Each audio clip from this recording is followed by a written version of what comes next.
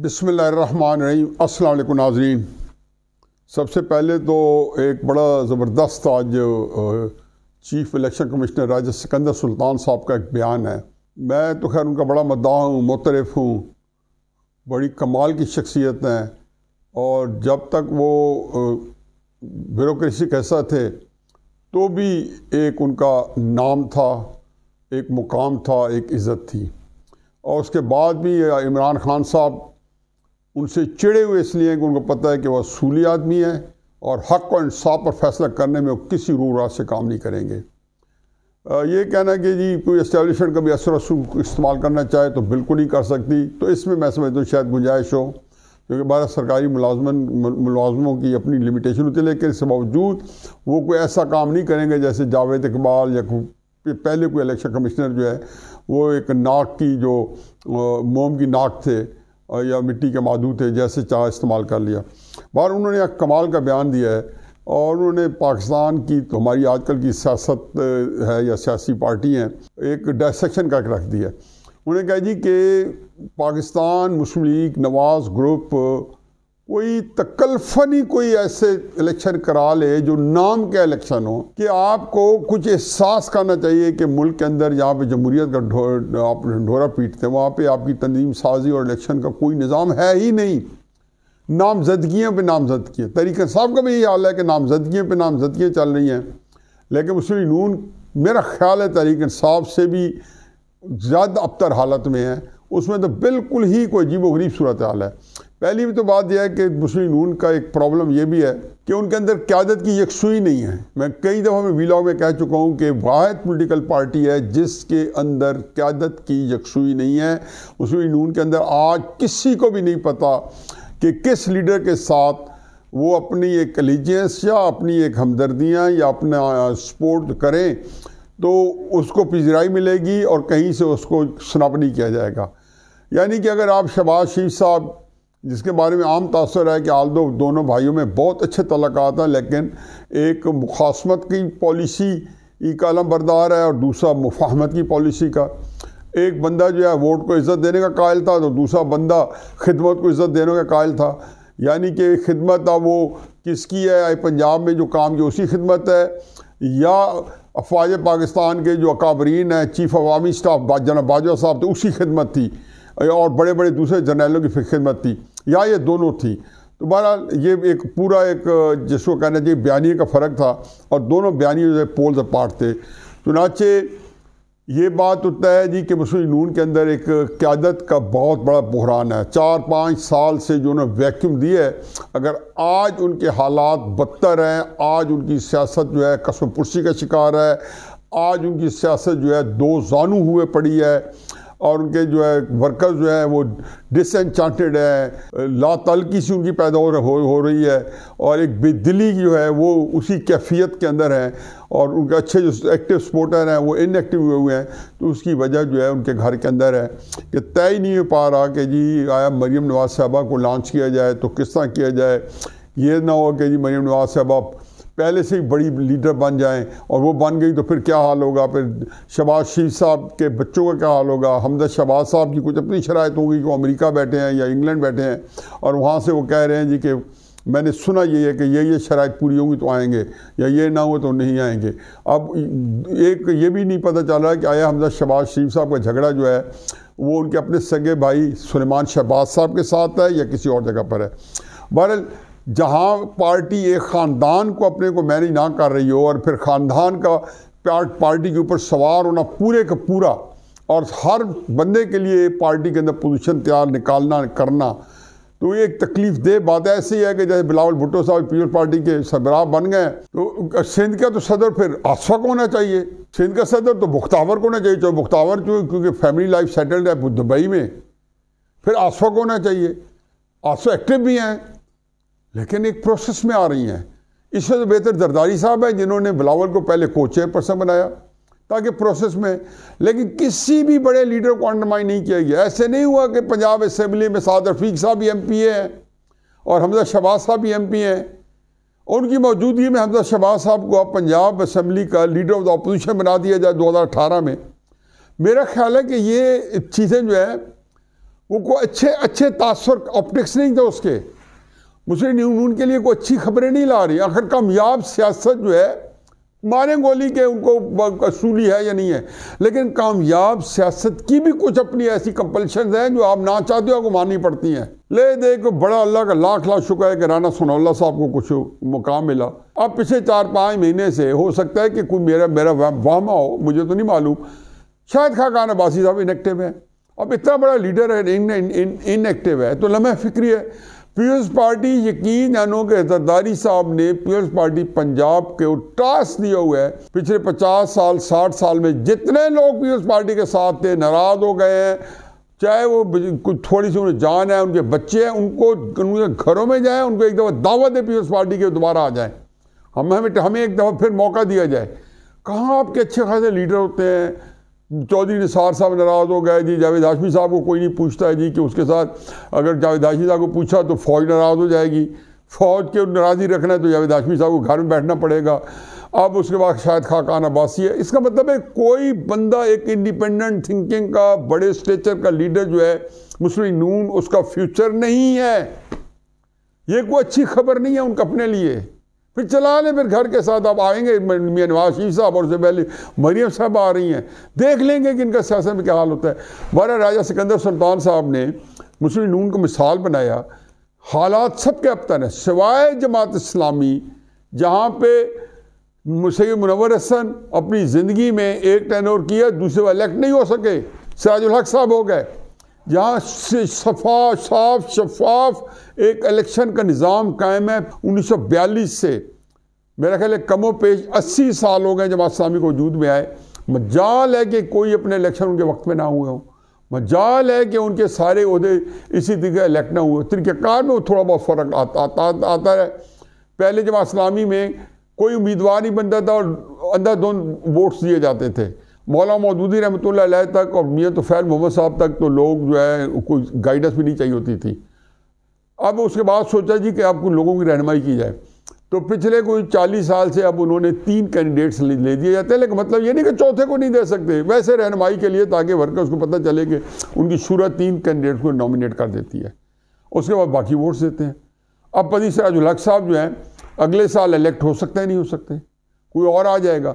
एक पार्टी है latent spirit में जो पाकिस्तान में है, बाकी फजल रहमान साहब की पार्टी हो, लेकिन तंजीम बेहतर है, फिर भी उनको एक नज़्म मौजूद है। ANP का कुछ नज़्म मौजूद है, तंजीम बेहतर है। पीपल्स पार्टी का बहुत अच्छा नज़्म मौजूद है, तंजीम बेहतर है। लेकिन तहरीक इंसाफ और मुस्लिम नून ये तो बिल्कुल ही तितर बितर मर्जी है। घर से जमान पाक में जो अच्छा सलूट करते हैं इमरान खान साहब उसको उदा दे के भेज देते हैं, जो ना पसंद होता है उसको हटा देते हैं।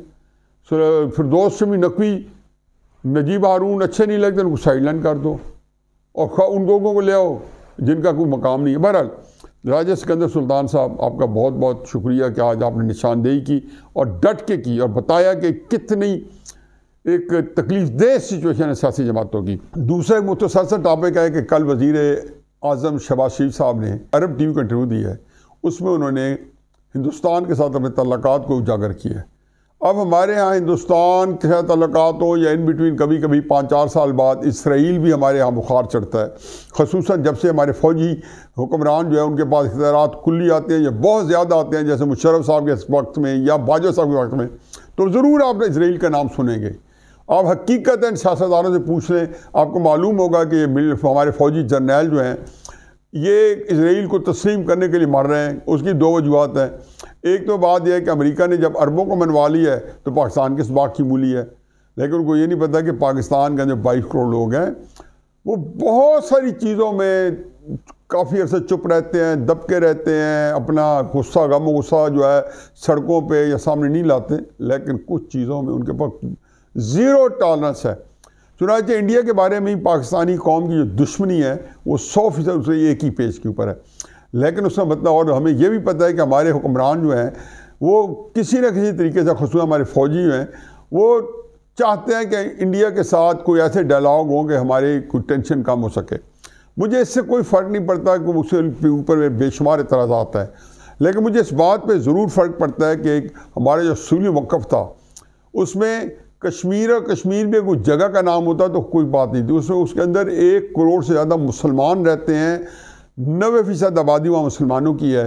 उन बेचारों की जो ज़िंदगी है वो अजीरन हुई हैं, और उसके साथ बावजूद उसके कि हमारे कई और मुफादात हैं, लेकिन इस जो उनके 1 करोड़ लोग हैं उनकी तकलीफ, हिंदुस्तान के बाकी मुसलमानों की जो तकलीफ़ें बढ़ चुकी हैं मोदी हुकूमत के अंदर, या उससे पहले भी इसी तरीके से था। मुस्लिम कुछ फसादात हर 2-4 साल बाद करवा के मुसलमानों की नस्ल कुशी होती रही है।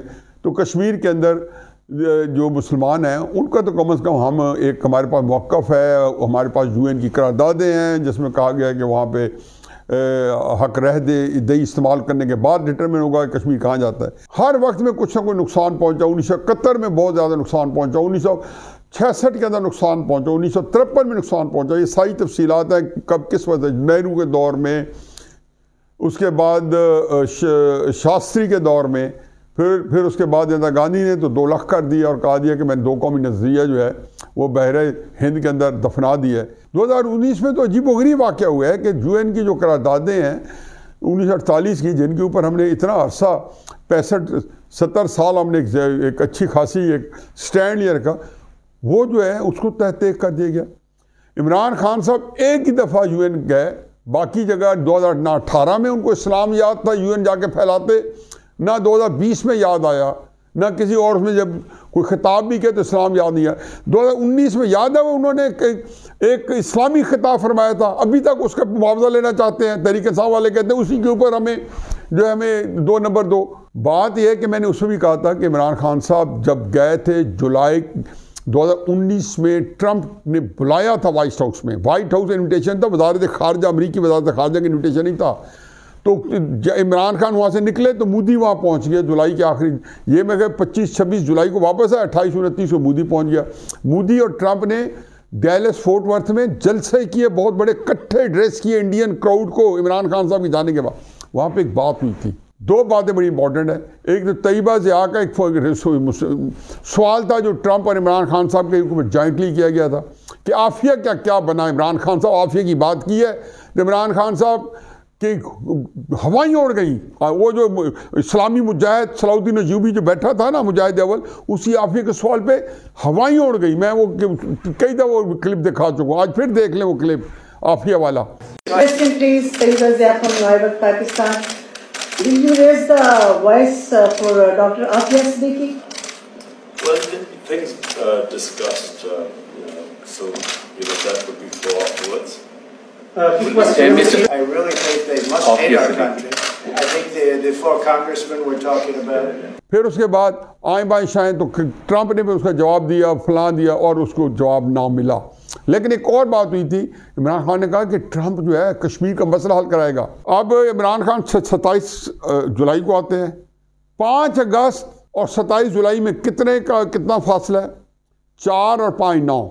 28 जुलाई को मोदी जाते हैं और मोदी आते हैं 1 अगस्त को वापस आते हैं। 5 अगस्त 2019 को इमरान खान के आने के 9 दिन बाद कश्मीर खत्म हो जाता है। अब मैं क्या कहूँ कि ये ट्रंप ने, मोदी ने, इमरान खान ने तय किया था। ये बात मुझे इसलिए याद है कि आज फवाद चौधरी साहब को कश्मीर का बड़ा ख्याल आ गया। चलो जो हो गया सो हो गया। हमें पता था कि ये कश्मीर जो है, मैं मान ही नहीं सकता कि एस्टेब्लिशमेंट भी इसके अंदर पार्टनर ना हो, कि है जुर्म ज़ईफ़ी की सज़ा, खैर मर के मफाजात।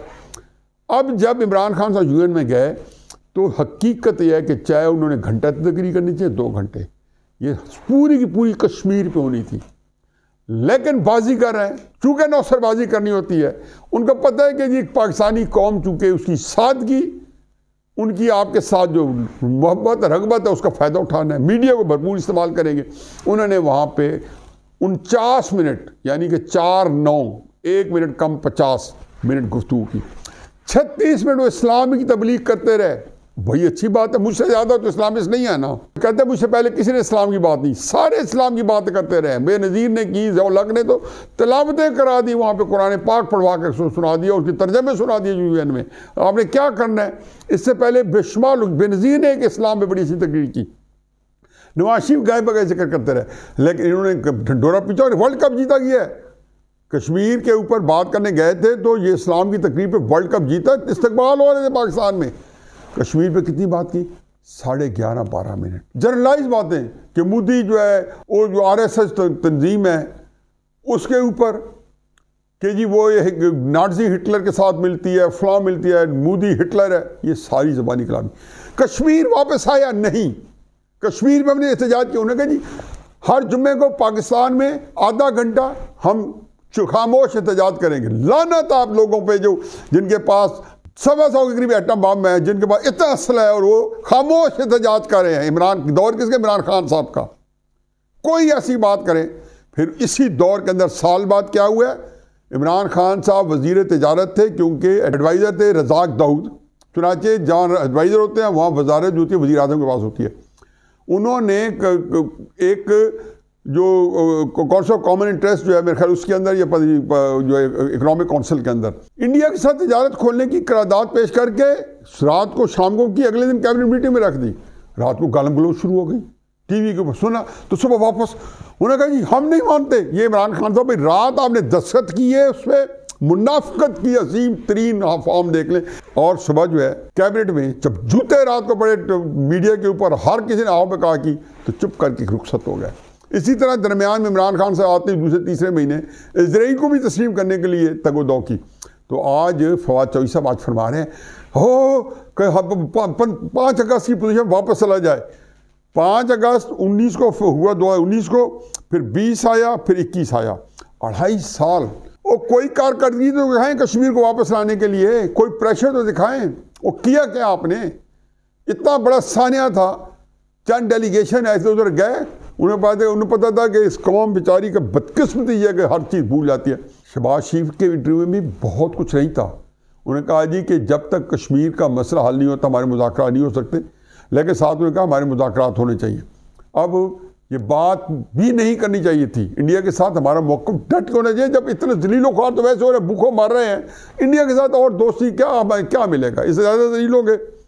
तो इसके ऊपर जो है मज़ीद इंडिया की गुंजाइश ना निकालें। बाकी अगर हम खर्च हो गए और पाकिस्तान वैसे जो जनरल बाजवा साहब के करतूतों की वजह से आज अगर किसी अंजाम पे पहुंच गया तो वह हमारी किस्मत। लेकिन फवाद चौधरी साहब आप लोगों को क्या हक पहुंचता है इस बात करने का? आज आपको कश्मीर याद आया?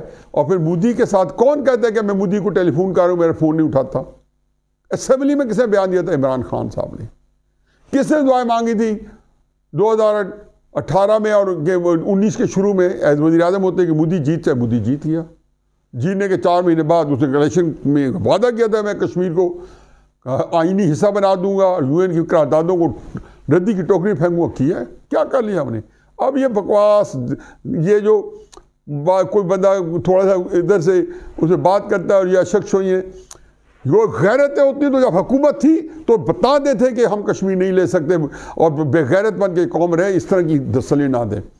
और आखिरी बात है कि कराची में इलेक्शन हो गए।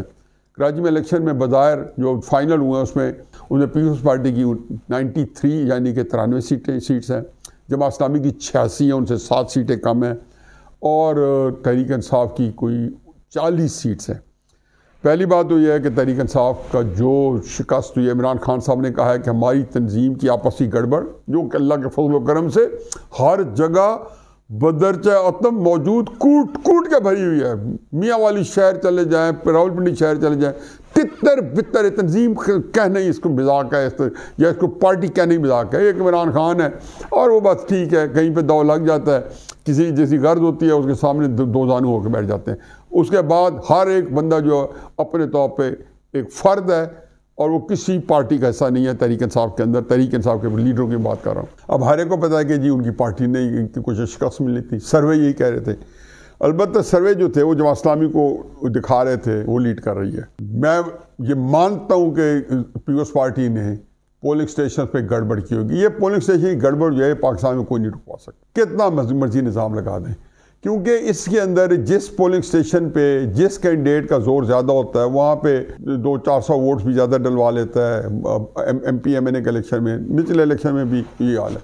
और जिन पोलिंग स्टेशन में वीक होता है वहाँ उसके खिलाफ भी इसी तरीके से कार्रवाई होती है। जमात इस्लामी चूँकि धांधली की सियासत में यकीन ही रखती तो जहाँ उनका दौ भी लगा होगा उन्होंने नहीं कराई होगी।